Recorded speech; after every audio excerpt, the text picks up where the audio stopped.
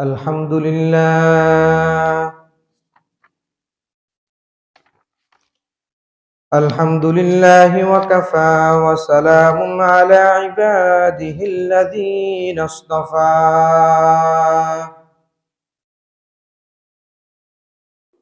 خصوصا على سيدنا وسيد الثقلين محمد المجتبى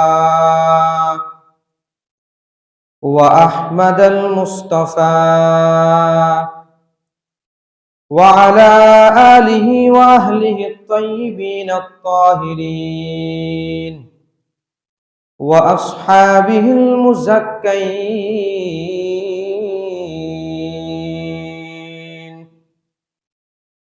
وأتباعهم إلى يوم الدين. أما بعد فأعوذ بالله من الشيطان الرجيم.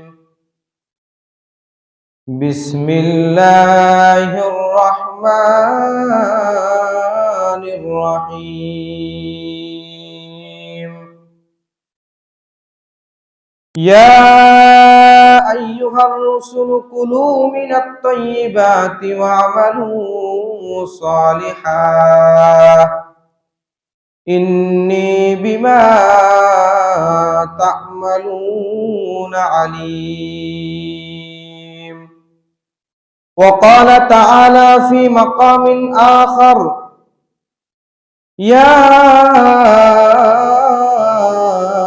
أيها الناس كلوا مما في الأرض حلالا طيبا ولا تتبعوا خطوات الشيطان إنه لكم عدو مبين.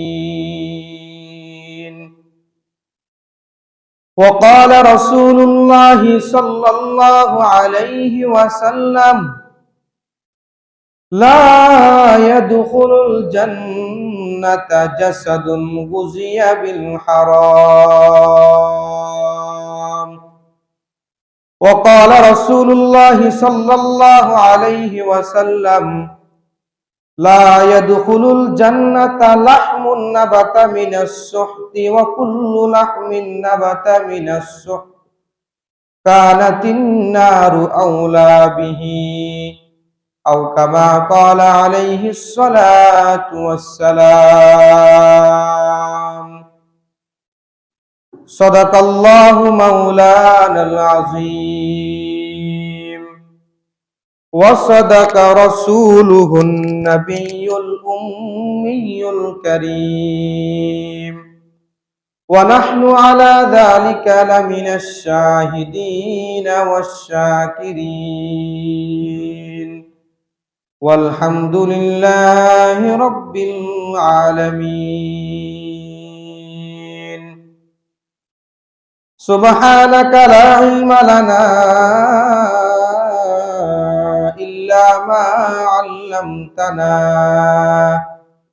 إنك أنت العليم الحكيم. اللهم صل على محمد وعلى آل محمد كما صليت على إبراهيم وعلى آل إبراهيم إنك حميد مجيد. اللهم بارك على محمد وعلى آل محمد كما باركت على إبراهيم وعلى آل إبراهيم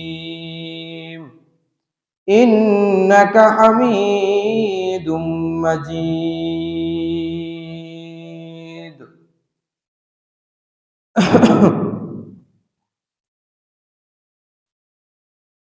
আলহামদুলিল্লাহ,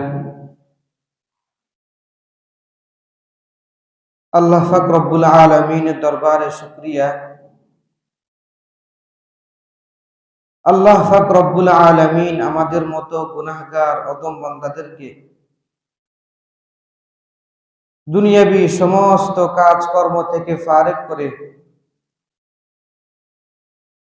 আল্লাহ তাআলার বিধান জুমার সালাত আদায় করার জন্য আল্লাহ তাআলা আমাদেরকে কবুল করেছেন। এই জন্য আমরা সকলে রব্বুল আলামিনের দরবারে প্রাণ খুলে মন ভরে শুকরিয়া জ্ঞাপন করি, আলহামদুলিল্লাহ।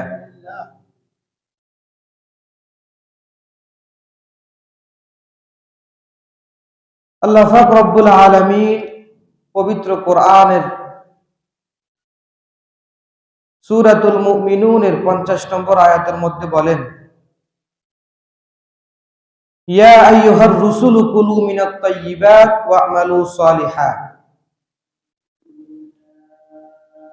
এই আয়াতটা তেলাওয়াত করেছি আমি হালাল এবং হারাম বিষয়। আমাদের যে বিষয়টা চলতেছে গত 2 সপ্তাহ হালাল এবং হারাম নিয়ে আলোচনা করা হয়েছে। এই হালাল এবং হারাম নিয়ে আমি 6টা শিরোনাম নির্ধারণ করেছি। এর মধ্যে গত সপ্তাহ 3টে শিরোনাম বর্ণনা করা হয়েছে। 4র্থ নম্বর শিরোনাম ছিল হালাল উপার্জনের প্রতি উৎসাহ, নিজ হাতে হালাল উপার্জন করা। এই ব্যাপারে কোরআন এবং হাদিসের আলোকে 3টা দলিল দেওয়া হয়েছে। 4 নম্বর দলিল হাদিস থেকে রাসূল সাল্লাল্লাহু আলাইহি ওয়াসাল্লামের একটা হাদিস। ইমাম নববী রাহিমাহুল্লাহ তাআলা আনহু তার বিশ্ববিখ্যাত হাদিস গ্রন্থ রিয়াজুস সালিহিনের 539 নম্বর হাদিসের মধ্যে হাদিসটি নিয়ে আসছেন। রাসূল বলেন, আন আবি আব্দুল্লাহ যুবাইর ইবনে আওয়াম রাদিয়াল্লাহু তাআলা আনহু قال قال رسول الله صلى الله عليه وسلم। আব্দুল্লাহ ইবনে যুবাইর ইবনে আওয়াম রাদিয়াল্লাহু তাআলা আনহু থেকে বর্ণিত, রাসূল বলেন, লিআইয়াখুযা আহাদুকুম মাহবুলাহু। তোমাদের কোন ব্যক্তি তার রশি নিয়ে বের হবে, সুম্মা ইয়াতিল জাবাল, এরপর সে পাহাড়ে যাবে, ফায়াতি বিহুজমাতিল হাতাবি ফায়াতিয়া বিহুজমাতিল হাতাবি আলা যহরিহি, এরপর সে তার ফিটের উপর লাকড়ি বহন করে সে নিয়ে আসবে, ফায়াবিআহা, এরপর এগুলোকে বিক্রি করবে। রাসূল বলেন, ফায়াকুফাল্লাহু তাআলা বিহা ওয়াজহাহু, এর বিনিময় আল্লাহ পাক রব্বুল আলামিন তার এই কাজের বিনিময় তার চেহারাকে মানুষের অপমান থেকে বাঁচাবেন। খায়রুল লাহু মিন আইয়াসআলান নাস, আর এই কাজটা তার জন্য অত্যন্ত উত্তম মানুষের কাছে চাওয়া থেকে। এরপর আল্লাহর হাবিব বলেন, আতাউহু আও মানাউহু, মানুষের কাছে চাওয়ার কারণে মানুষ তাকে দিতেও পারে, নাও দিতে পারে। সমস্ত মানুষের কাছে যখন আপনি চাইবেন, কোন মানুষ আপনাকে দান করবে, কোন মানুষ আপনাকে দান করবে না। কেউ অপমান করবে, কেউ লাঞ্ছনা করবে, কেউ কিছু কথাবার্তা বলবে, অথবা দিবে অথবা দিবে না। কিন্তু এই কাজ থেকে আপনি নিজ হাতে রশি নিয়ে পাহাড়ে কাজ সংগ্রহ করবেন, এগুলা কাঁধে করে ফিটে করে বয়ে আনবেন, এরপরে এগুলা বাজারে বিক্রি করবেন, যে টাকা উপার্জন হবে এটা মানুষের কাছে চাওয়া থেকে উত্তম। তাহলে কি বললাম, মানুষের কাছে চাওয়া, এটা থেকে নিজ ফিটে করে কাঠ সংগ্রহ করে রশি নিয়ে নিজ রশিতে বাঁধে কাঠগুলোকে সংগ্রহ করে বাজারে গিয়ে বিক্রি করা, এটা অনেক উত্তম মানুষের কাছে চাওয়া থেকে। মিন আইয়াসআলান নাস, এটা হচ্ছে হালাল হারামের প্রতি উৎসাহ, নিজ হাতে হালাল রোজগার কামে। 4 নম্বর দলিল। 5 নম্বর দলিল, আল্লাহর হাবিব সাল্লাল্লাহু আলাইহি ওয়াসাল্লামের একটা হাদিস।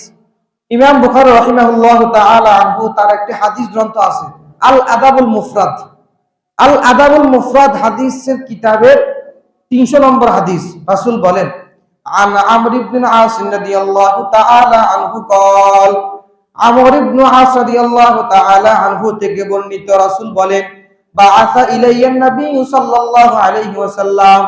আমর ইবনে আস রাদিয়াল্লাহু তাআলা আনহু বর্ণনা করেন, বাআসা ইলাইয়ান নবী সাল্লাল্লাহু আলাইহি ওয়াসাল্লাম, নবীজি আমার কাছে একটা বার্তা প্রেরণ করছে, খবর, চিঠি লিখছে। একটা চিঠি নবীজি আমর ইবনে আসের কাছে লিখে পাঠাইছে। ফাআমারানি বিহি আন আখুযা আলাইয়া সিয়াবি ওয়া সিলাহি। আমর ইবনে আস বলেন, নবীজি আমাকে আদেশ করেছেন আমি যেন পোশাক এবং যুদ্ধের সাজে সজ্জিত হয়ে তার কাছে উপস্থিত হই। সুম্মা আতিহি, যুদ্ধের সাজে সাজে তার কাছে উপস্থিত হই। যুদ্ধের পোশাক, তলোয়ার, জিন, এগুলা নিয়ে আমি তার কাছে উপস্থিত হই।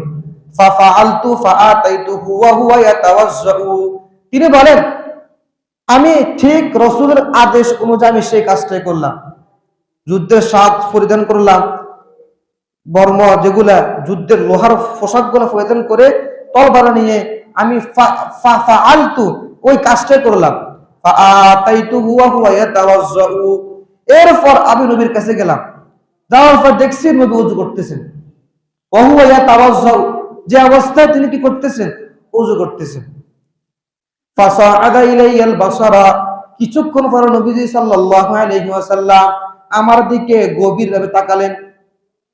দেখছেন আমর ইবনে আস আসছেন, আসার পর নবীজি ওযু করতেছেন। এমন অবস্থায় নবীজি তখন দেখছেন আমর ইবনে আস আসছেন, ফাসাআদা ইলাইয়াল বাসারা, আমর ইবনে আস বলতেছেন নবীজি আমার দিকে তাকিয়ে রাখছেন মনোযোগ দিয়ে। সুম্মা তাআ, এরপর আবার চোখ বন্ধ করে ফেলছেন। প্রথমে তাকাইছেন, আবার চোখ বন্ধ করে ফেলছেন। ফাকাল রাসূলুল্লাহ সাল্লাল্লাহু আলাইহি ওয়াসাল্লাম, ইয়া আমরু, এরপর নবীজি সাল্লাল্লাহু আলাইহি ওয়াসাল্লাম বলেন, হে ওমর, হে আমর, ইয়া আমরু, হে আমর, ইন্নী উরিদু আন আবআসাকা আলা শাইইন, হে আমর, আমি ইচ্ছা করেছি তোমাকে একটা বাহিনীর সেনাপতি বানাইয়া তোমাকে যুদ্ধে প্রেরণ করব। ফায়ুগনিমুকাল্লাহু তাআলা ওয়া আরগাবু লাকা রাগবাতাম মিনাল মালি সালিহাতান, যাতে করে আল্লাহ পাক রব্বুল আলামিন তোমার মাধ্যমে গনিমতের সৌভাগ্য দান করান, এবং আমি আশা করছি ওয়া আরগাবু লাকা রাগবাতাম মিনাল মালি সালিহাতান, এবং আমি তোমার কাছে উত্তম সম্পদের আশঙ্কা করতেছি, আশা করতেছি। ফাকুলতু ইয়া রাসূলুল্লাহ, আমর ইবনে আস বলতেছেন, ইয়া রাসূলুল্লাহ, ইন্নী লাম উসলিম রাগবাতান ফিল মালি, ইন্নামা আসলামতু রাগবাতান ফিল ইসলাম। আল নবীজি আমর ইবনে আস রাদিয়াল্লাহু তাআলা আনহু বলেন, ওগো নবীজি, আমি ইসলাম ধর্ম গ্রহণ করি নাই এই জন্য যে আমি সম্পদ অর্জন করব, সম্পদে আশা রাখবো, সম্পদের মধ্যে আমার মোহ থাকবে, আমি এই জন্য ইসলাম ধর্ম গ্রহণ করি নাই।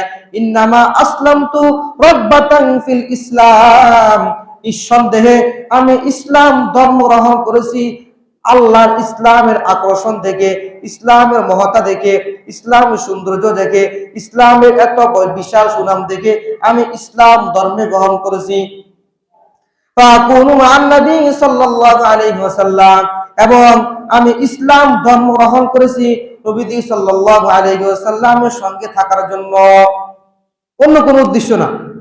আপনি যে বলতেছেন যে আমি যুদ্ধে যাইয়া গনিমত অর্জন করব, সম্পদ পাবো, এগুলা আমি নিজে নিব, ভাগ করে সবাইকে দেওয়া হবে, আমি এই আশায়, এই লোভে আমি ইসলামে আসি না। আমি আসছি শুধুমাত্র ইসলামের সৌন্দর্য দেখে, ইসলামের আকর্ষণ দেখে, ইসলামের সত্য দেখে আমি ইসলাম গ্রহণ করছি। এবং শুধু তাই না, অতঃপর ইসলাম ধর্ম গ্রহণ করার পর আমি নবী সাল্লাল্লাহু আলাইহি ওয়াসাল্লামের সঙ্গে থাকার জন্য ইসলাম ধর্ম গ্রহণ করেছি। فقال رسول الله صلى الله عليه وسلم, নবী সাল্লাল্লাহু আলাইহি ওয়াসাল্লাম বলেন, নি'মাল মালুস সালিহি লিল মারইস সালিহি, উত্তম সম্পদ উত্তম ব্যক্তির জন্য। অর্থাৎ বুঝাচ্ছেন, তুমি যেরকম তোমার নিয়ত সহিহ শুধুমাত্র ইসলামের জন্য, নবীর জন্য, ইসলামের ভালোবাসা তুমি ইসলাম ধর্ম গ্রহণ করেছো, ঠিক তুমি যেরকম উত্তম, সে উত্তম সম্পদ তোমার জন্য। যুদ্ধের ময়দানে যে গনিমত পাওয়া যায় এটা উত্তম সম্পদ। যে গনিমতের মাল যুদ্ধে কাফেরদেরকে পরাজিত করে কাফেরদের সমস্ত মাসামানা কাফেরদের সমস্ত মালামাল গুলাকে মুসলমান গ্রহণ করবে, এটা জায়েজ এবং কি এটা গনিমত, আল্লাহ আদেশ করেছেন তুমি গ্রহণ করো। এটা উত্তম সম্পদ না, আল্লাহ যেটা বলেছেন সম্পদ এটা উত্তম সম্পদ, আল্লাহ বলেছেন তুমি গ্রহণ করো, তখন তুমি গ্রহণ করলে এটা উত্তম সম্পদ। তো এই জন্য নবী বলেছেন নি'মাল মালুস সালিহি লিল মারইস সালিহি, উত্তম সম্পদ উত্তম ব্যক্তির জন্য। সুবহানাল্লাহ। এই গেল 5 নম্বর দলিল। 6 নম্বর দলিল আল্লাহর হাবিব সাল্লাল্লাহু আলাইহি সাল্লামের একটা হাদিস, ইমাম নববী রাহিমাহুল্লাহ তাআলা আনহু রিয়াদুস সালিহিনের 1851 নম্বর হাদিসের মধ্যে হাদিসটি নিয়ে আসছেন। عن أبي هريرة رضي الله تعالى عنه قال قال رسول الله صلى الله عليه وسلم إن الله طيب لا يقبل إلا طيبا। আবু হুরায়রা রাদিয়াল্লাহু তাআলা আনহু বর্ণিত, তিনি বলেন রাসূল বলেছেন ইন্নাল্লাহা তাইয়্যিবুন লা ইয়াকবালু ইল্লা তাইয়্যিবান ওয়া ইন্নাল্লাহা আমারাল মুমিনিনা বিমা উমিরা বিহিল মুরসালিন, যে আল্লাহ তাআলা পবিত্র আর আল্লাহ পবিত্র বস্তুকে গ্রহণ করেন। আল্লাহ তাআলা কি পবিত্র, সুবহানাল্লাহ, আল্লাহ পবিত্র। আর আল্লাহ তাআলা লা ইয়াকবালু ইল্লা তাইয়্যিবান, পবিত্র ছাড়া আল্লাহ অন্য কোনো বস্তু গ্রহণ করেন না। এরপর রাসূল বলেন ওয়া ইন্নাল্লাহা আমারাল মুমিনিনা, আল্লাহ তাআলা মুমিনদেরকে আদেশ করেছেন বিমা উমিরা বিহিল মুরসালিনা, যেটা রাসূলদেরকে আদেশ করেছেন। আদেশটা কি? আদেশটা হলো ফাকাল আল্লাহু তাআলা ইয়া আইয়ুহার রাসূলু কুলু মিনাত তাইয়্যিবাতি ওয়া আমালু সালিহা, ও আমার রাসূলগণ তোমরা হালাল ভক্ষণ করো, কুলু মিনাত তাইয়্যিবাতি তোমরা পবিত্র বস্তু গ্রহণ করো, ওয়া আমালু সালিহা সৎ আমল করো, ইন্নী বিমা তা'মালুনা আলিম, নিশ্চয় আমি তোমরা যেগুলো করতেছো সে সম্পর্কে আমি অবগত। তাহলে বোঝা গেল হালাল অন্বেষণ করার জন্য আল্লাহ তাআলা বলেছেন ওয়া আমালু সালিহা সৎ আমল করো। তাহলে এই আয়াত দ্বারা বোঝা গেল যে ওয়া আমালু সালিহা সৎ আমল করতে হলে সর্বপ্রথম আগে হালাল অন্বেষণ করতে হবে। যদি কোন হারাম সম্পৃক্ত থাকে শরীরের মধ্যে, তাহলে এই শরীর দিয়ে আপনি যদি আল্লাহ দরবারে পুরা দিয়ে নামাজ পড়েন, নামাজ কবুল হবে না। এই জন্য রাসূল বলেছেন, আল্লাহ বলেছেন ইয়া আইয়ুহার রাসূলু, আল্লাহ তাআলা রাসূলদেরকে বলেছেন, অথচ রাসূলরা জীবনে কখনো হারামের কাছে ধারও যায় নাই। রাসূল কখনো কি হারাম গ্রহণ করছেন? কোন রাসূল কোন সাহাবায়ে কেরাম জীবনে কোন হারাম গ্রহণ করছেন? না। তাহলে রাসূল যেরকম হালাল গ্রহণ করে নাই, সাহাবায়ে কেরাম হালাল গ্রহণ করে নাই, এরপর রাসূলকে আদেশ করেছে তুমি হালাল গ্রহণ করো। অর্থাৎ রাসূলকে বলে আমাদেরকে উদ্দেশ্য করেছেন। দেখবেন কোরআনের মধ্যে যতগুলা উদ্দেশ্য রাসূলদেরকে নিয়ে, নবীদেরকে নিয়ে, সবগুলা উদ্দেশ্য আমাদেরকে নিয়ে, মানে অর্থাৎ রাসূলদেরকে বলে আমাদেরকে বোঝাচ্ছেন, তাদেরকে বলে আমাদেরকে বোঝাচ্ছেন। ইয়া আইয়ুহার রাসূলু, হে রাসূলগণ, কুলু মিনাত তাইয়্যিবাতি তোমরা পবিত্র বস্তু গ্রহণ করো, খাদ্য খাও, ওয়া আমালু সালিহা সৎ আমল করো। এর আরেকটা আয়াতের মধ্যে আল্লাহ তাআলা বলেন ফাকালা তাআলা ইয়া আইয়ুহাল্লাযীনা আমানু কুলু মিন তাইয়্যিবাতি মা রাযাকনাকুম, হে ঈমানদারগণ আমি তোমাদেরকে যে সমস্ত রিজিক দান করেছি ওই সমস্ত রিজিক থেকে তোমরা ভক্ষণ করো। এরপর রাসূল কি বলেন শুনেন, সুম্মা যাকারা রাজুলা, এরপর রাসূল সাল্লাল্লাহু আলাইহি ওয়াসাল্লাম একজন ব্যক্তির কথা উল্লেখ করেছেন, ইউতিলুস সাফারা, যে ব্যক্তি দীর্ঘ সফর করছে, অনেক দূর থেকে আসছে, বহু দূর থেকে আসছে, আসা আকবার, তার মাথার চুলগুলো এলোমেলো, পায়ের মধ্যে ধুলাকানা ভরা। যখন মানুষ অস্থির হয়ে দেখবেন, যখন কেউ একবারে খুব আতঙ্ক হয়ে আসে, তার মাথা ঠিক নেই, তার পায়ের মধ্যে ধুলা বালু, মাথার চুলগুলো ঠিক নেই, টুপি নেই, পায়ের গায়ের সবগুলো এলোমেলো, ঠিক ওই ব্যক্তি দূর থেকে সফর করে এসে সফর আসা আকবার, ওই ব্যক্তির চুল গুলা এলোমেলো, পায়ের ধুলা আসক্ত ধুলাগুলো তার পায়ের মধ্যে লাগা, আসা আকবার। এরপর ইয়ামুদ্দু ইয়াদাইহি ইলাস সামাই, এরপর সে তার হাত দুটাকে উপর দিকে উঠাইলো, এভাবে উপর দিকে উঠাইলো। উঠানোর পরে সে বলতেছে ইয়া রব্বি, ওগো রব্বি আল্লাহ, ওগো রব্বি আল্লাহ। সে কিন্তু দূর থেকে সফর করে আসছে, আসার পর বলতেছে ইয়া রব্বি, হাতকে উপর দিকে উঠে বলতেছে ইয়া রব্বি ইয়া রব্বি, ওয়া মাতমাউ হারামুন ওয়া মাশরাবুহু হারামুন ওয়া মালবাসুহু হারামুন ওয়া গুযিয়া বিল হারাম। তার খানাও হারাম, তার পানীয় হারাম, তার লেবাসও হারাম, পুরা শরীর তার হারাম বিশিষ্ট। আল্লাহর হাবিব বলেন ফাআন্না ইউস্তাজাবু লিযালিকা, তাহলে আল্লাহ পাক রব্বুল আলামিন এই ব্যক্তির দোয়া কিভাবে কবুল করবেন? হাদিসটা বুঝছেন? এত দূর থেকে সফর করে আসছে, এত কষ্ট করে আসছে, এরপরে হাত দুটো উপর দিকে উঠে ফেলছে, ইয়ামুদ্দু ইয়াদাইহি ইলাস সামা, আসমানের দিকে হাত তুলে উঠেছে, উঠার পর বলতেছে ইয়া রব্বি ইয়া রব্বি, আল্লাহকে ডাকতেছে। কিন্তু ওয়া মাতমাউ হারামুন, তার খানাও হারাম, ওয়া মাশরাবুহু হারামুন, তার পানিও হারাম, ওয়া মালবাসুহু হারামুন, তার লেবাসও হারাম, ওয়া গুযিয়া বিল হারামি, হারামে তার ফসল বেষ্টন করে আছে। এরপর রাসূল বলেন ফাআন্না ইউস্তাজাবু লিযালিকা, এমন ব্যক্তির দোয়া আল্লাহ কোন কারণে কবুল করবে? তার খানাও হারাম, তার পানিও হারাম, লেবাসও হারাম, পুরো শরীর সব কিছু হারাম অন্তর্ভুক্ত, এমন ব্যক্তি দোয়া আল্লাহ কবুল করবে না। দেখেন এত কষ্ট করে আসছে, এখানে বুঝাচ্ছেন, এটাই উদ্দেশ্য আমাদেরকে শিক্ষা নেওয়া উচিত যে যতই কষ্ট করি, পুরা দিন আল্লাহ দরবারে এসে 5 ওয়াক্ত নামাজ পড়ি, যোহর আসর মাগরিব এশা ফজর পড়তেছি, জিজ্ঞাসা করতেছি ওতে আল্লাহ মাফ করুক, ওতে আমার শরীরের মধ্যে আল্লাহ তাআলা হেফাজত করুক, মাআযাল্লাহ, ওতে আমার শরীরের মধ্যে হারামের একটু রক্ত আমার শরীরে থাকে, সুদের একটু রক্ত আমার শরীরে থাকে, ঘুষের টাকা থাকে, তাহলে আমার এই ইবাদত কোথায় যাবে?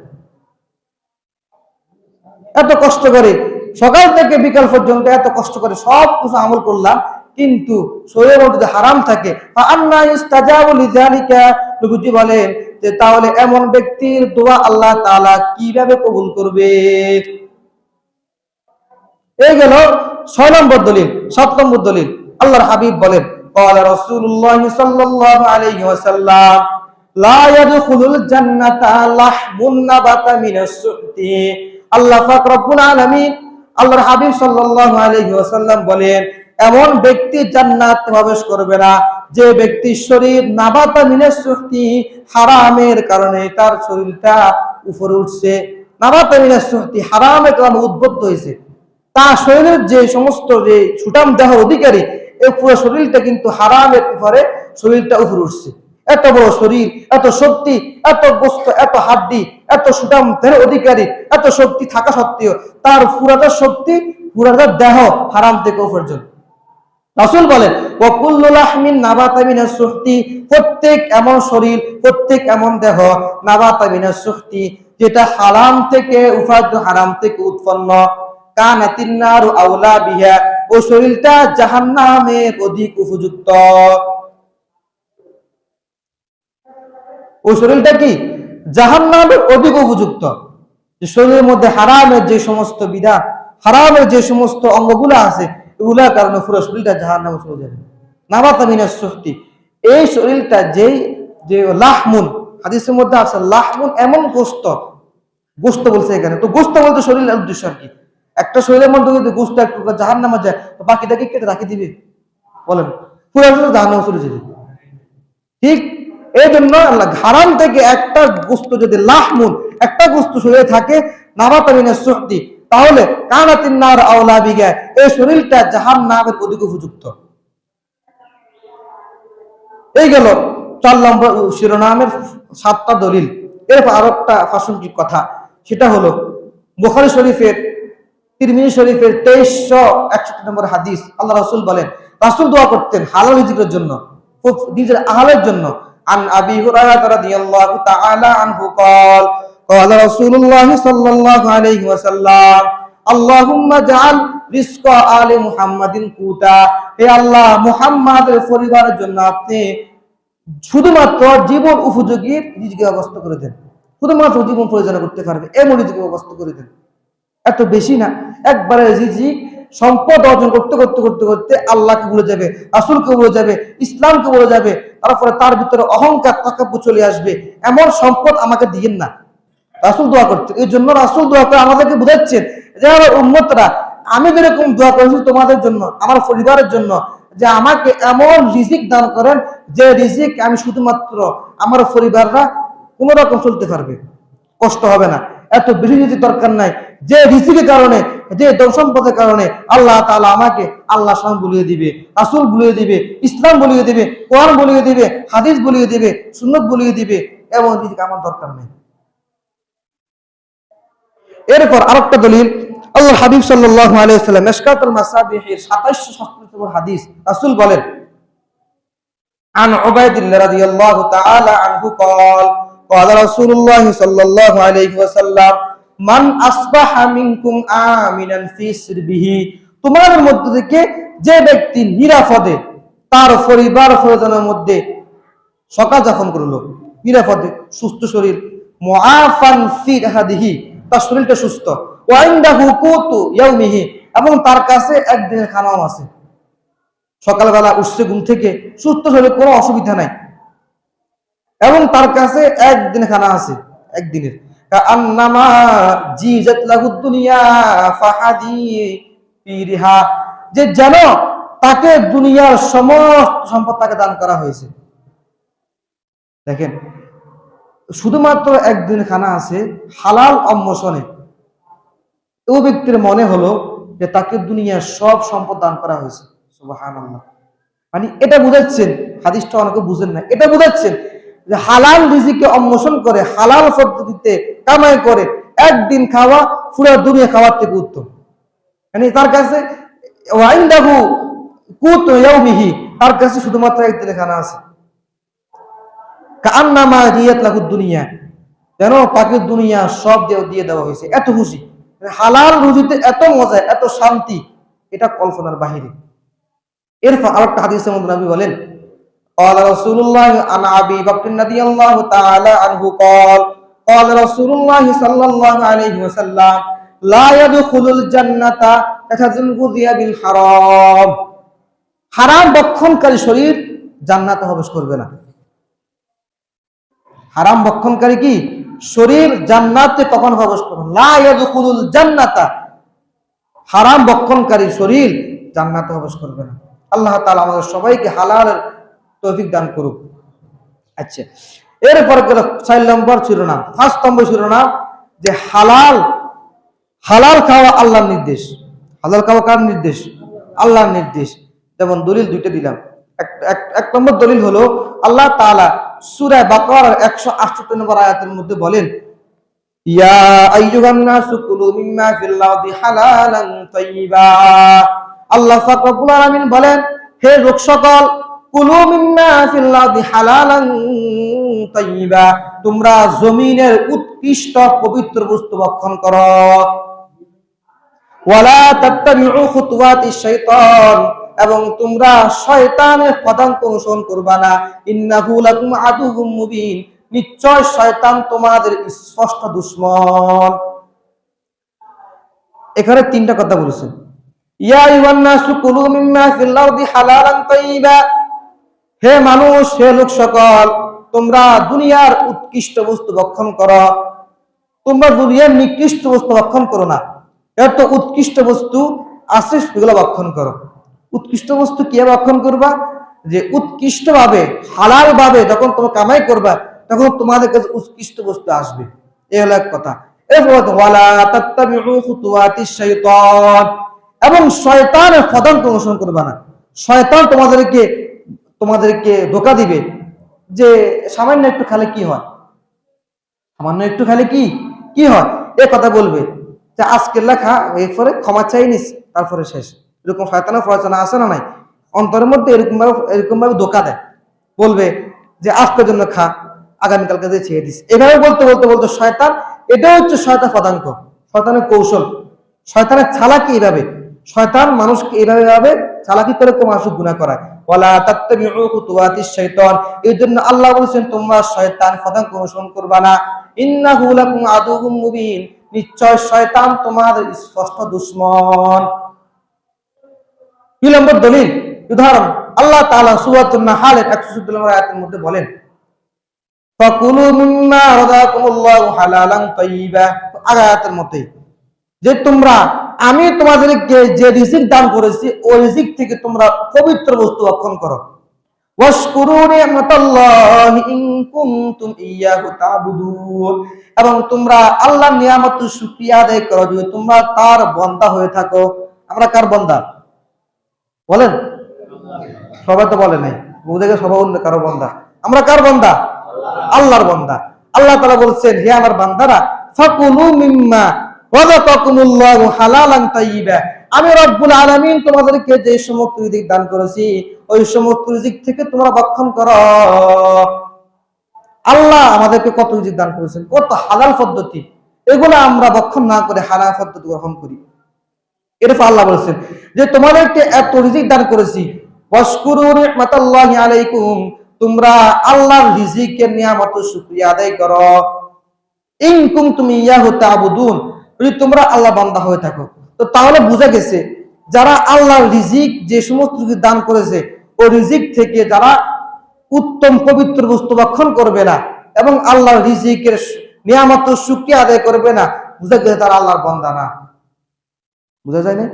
আল্লাহ বলছে ইন কুনতুম ইয়্যাহু তা'বুদুন, যদি তারা আল্লাহর বান্দা হয়, আল্লাহকে ইবাদত করে, আল্লাহকে মানে, তাহলে তারা আল্লাহ শুকরিয়া আদায় করবে, তাহলে তারা আল্লাহ নিয়ামতের শুকরিয়া তারা গ্রহণ করবে, তারা আল্লাহর দেওয়া রিজিক থেকে উত্তম তারা ভক্ষণ করবে। এই গেল হালাল খাওয়ার নির্দেশ। 2 নম্বর হারাম আল্লাহ তাআলা নিষেধ করেছেন।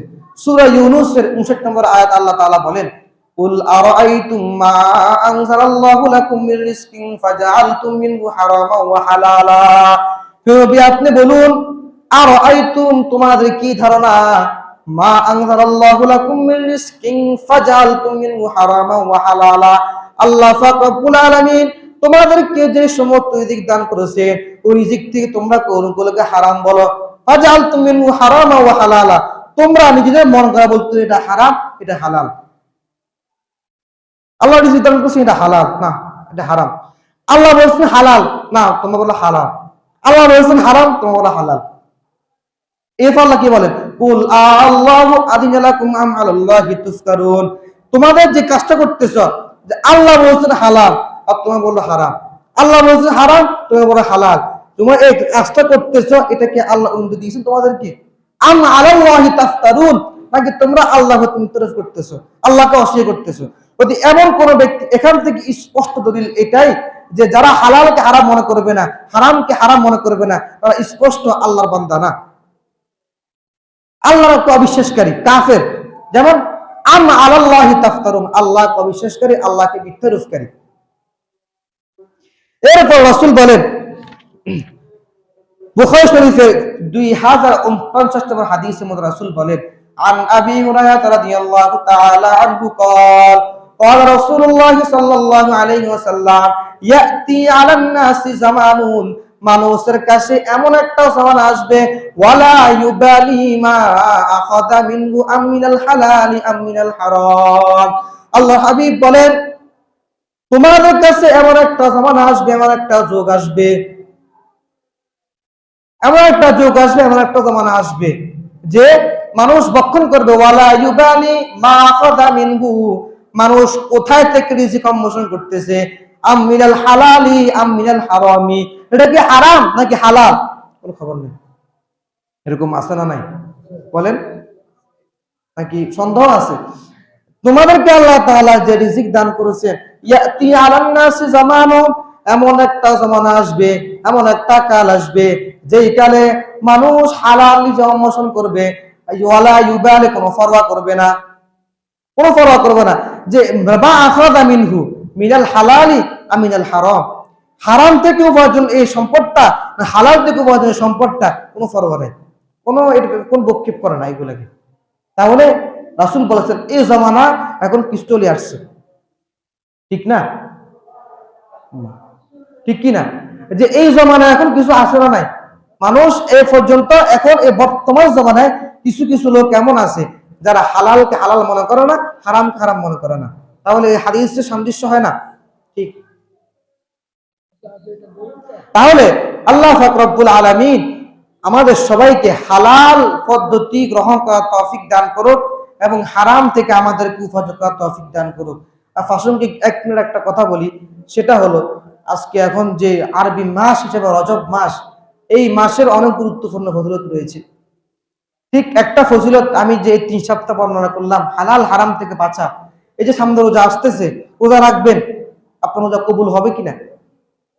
যদি শরীরের মধ্যে হালাল থাকে তাহলে রোজা কবুল হবে, যদি হারাম ভক্ষণ করেন রোজা কবুল হবে? বলেন। তাহলে এখন থেকে আল্লাহর ওয়াস্তে আল্লাহ পাক রব্বুল আলামিন এত পদ্ধতি, এত সিস্টেম আমাদেরকে বাতায় দিয়েছেন, তোমরা হালাল পদ্ধতি গ্রহণ করো, হারাম থেকে বাঁচো। কিন্তু আমরা হারামের প্রতি আরো বেশি আসক্ত, হালালকে উপেক্ষা করতেছি। যাই হোক, আল্লাহ তাআলা আমাদের সবাইকে কবুল করুক। এবং বিশেষ করে রজব মাসের কিছু গুরুত্ব ফজিলত রয়েছে।